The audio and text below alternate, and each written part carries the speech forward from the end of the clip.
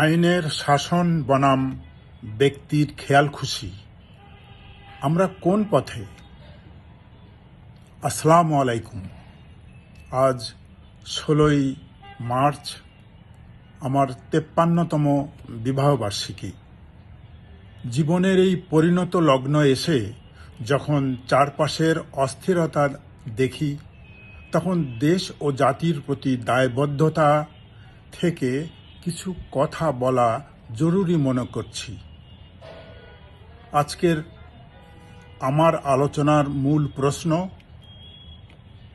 সংসদ ভেঙে যাওয়া অবস্থায় নির্বাচন ও সংস্কার সংক্রান্ত জারিকৃত রাষ্ট্রপতির অধ্যাদেশ বড়, নাকি কোনো বিশেষ ব্যক্তির একগুঁয়েমি তথাকথিত ফতোয়া বড়? প্রশাসনের দীর্ঘ অভিজ্ঞতায় আমি দেখেছি, রাষ্ট্রের কাঠামোতে আইনের শাসন, রুল অফ ল এবং ব্যক্তিগত ইচ্ছার ইন্ডিভিজুয়াল উইল এর মধ্যে পার্থক্য যখন মুছে যায়, তখনই বিশৃঙ্খলা তৈরি হয়। আসুন বিষয়টি একটু পরিষ্কার করি।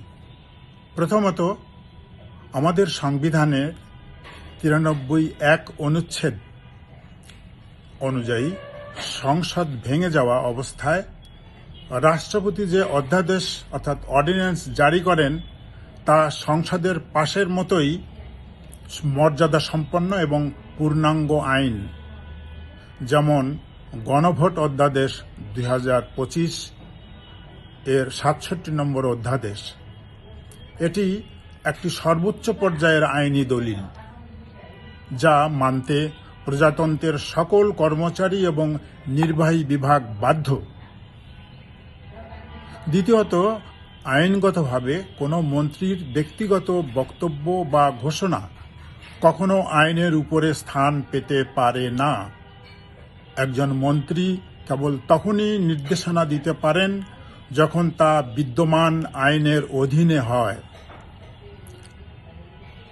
রাষ্ট্রপতির অধ্যাদেশের সাথে কোনো ব্যক্তির সিদ্ধান্ত সাংঘর্ষিক হলে আইনত অধ্যাদেশই জয়ী হবে।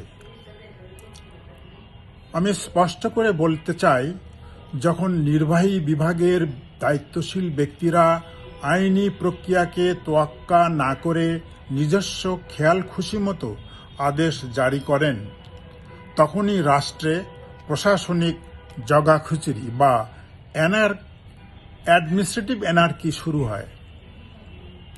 সংসদ নেই, এই সুযোগে আইনের ঊর্ধ্বে গিয়ে কোনো একগুঁয়েমি করা কেবল প্রশাসনিক শৃঙ্খলার পরিপন্থী নয়, বরং এটি রাষ্ট্রের সামগ্রিক সংস্কার প্রক্রিয়াকেই বড় ধরনের হুমকির মুখে ফেলে দেয়।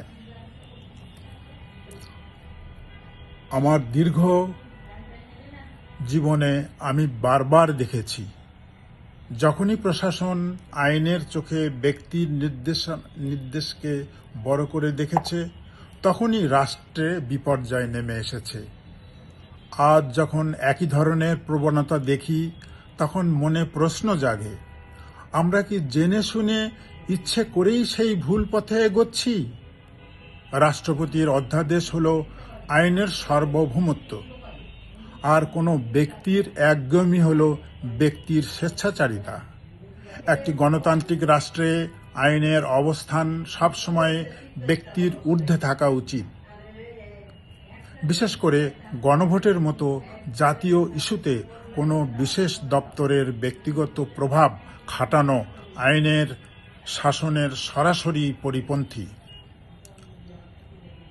আসুন ব্যক্তিগত নয়, আইনকে সম্মান করি।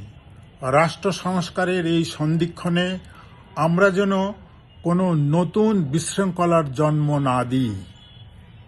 আপনাদের মতামত জানাবেন। ভালো থাকুন সকলে। আসসালামু আলাইকুম।